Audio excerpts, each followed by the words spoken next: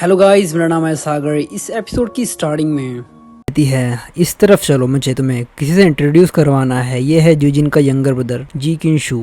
और मैंने ये भी सुना है कि तुम दोनों पहले भी मिल चुके हो। शेंगवांग उसकी तरफ देखती है और उसे हाथ मिलाती है और अपने मन में कहती है। उसके चेहरे को देखकर ऐसा लगता है और अब मैं इस चीज़ को समझ चुकी हूँ कि जुनजिन आखिर मुझे इन सभी से मिलाना क्यों नहीं चाहता था और यहाँ पर मुझे क्यों नहीं लाना चाहता था। जी किनशु कहता है, हाँ ये सही कहा, मैं शेंगवांग से पहले ही मिल चुका हूँ, हम काफी क्लोज हुआ करते हैं। तभी कोई चिल्लाते हुए कहता है ये शेंगवांग। वो उस तरफ देखती है तो सामने से एक छोटी सी लड़की आती है जो कि आते ही उससे गले लग जाती है और वो कहती है फाइनली हम दोनों मिल ही गए। इसके बाद हमें उसके बारे में बताया जाता है। हमें ज़्यादा कुछ तो नहीं बताया जाता, लेकिन हम गैस कर सकते हैं कि ये जुनजिन की छोटी बहन होगी जिसका नाम होता है शाओ मी यू, जिसका नाम होता है शाओ मी हाओ। वो कहती है मैंने कभी नहीं सोचा था कि तुम इतने टफ आदमी को कॉन्कर कर पाओगी। मैं तुम्हें सच में बहुत ज़्यादा एडमायर करती हूँ। लेकिन तभी उसे कोई पीछे से पकड़ लेता और कहता है यहाँ पर वापस आओ। इसके बाद हमें एक नए बंदे से मिलाया जाता है जिसका नाम होता है मूफी और ये फैमिली का एडॉप्टेड बच्चा होता है। उसकी भाभी उससे मिलाते हुए कहती है इसका नाम मूफी है और ये किन शूटियांगजू के जैसा ही है। यहाँ पर कई सारे एडॉप्टेड बच्चे हैं ये फैमिली में और हम सब मिलकर जुनजिन के साथ में काम करते हैं। और शाओमी हाओ उसकी गर्लफ्रेंड है, वो हमेशा आवाज करते रहते हैं। मुझे आशा है कि आपको इससे परेशानी नहीं होगी। शेंगवांग कहती है हाँ ये फैमिली सच में बहुत ही ज्यादा टैलेंटेड है। उसकी भाभी सामने टेबल की तरफ इशारा करते हुए कहती है और पेरेंट्स अभी अब्रॉड में थोड़ा घूमने के लिए गए हैं। वो जैसे ही वापस आते हैं तो मैं उनके साथ आपको हमारे कई सारे रिलेटिव से मिलवाऊंगी। मुझे लगता है कि लिटिल ब्रदर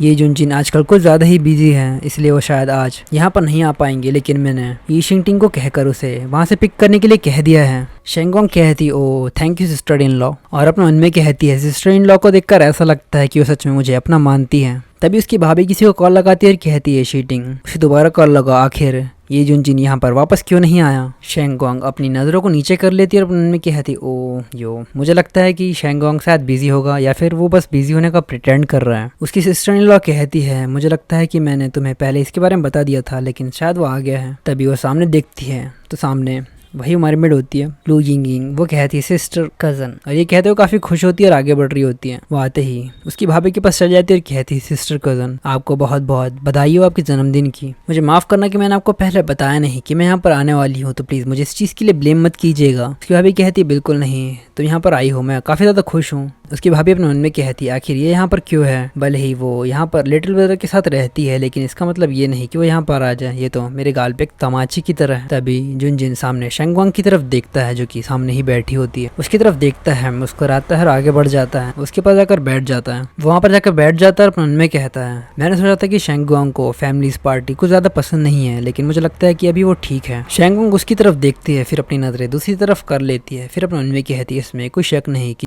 तो ये एपिसोड यहीं तक। अगर आपको ये एपिसोड पसंद आया तो प्लीज़ इस एपिसोड पे लाइक और कमेंट करके ज़रूर बताइए और चैनल को सब्सक्राइब करना ना भूलिए।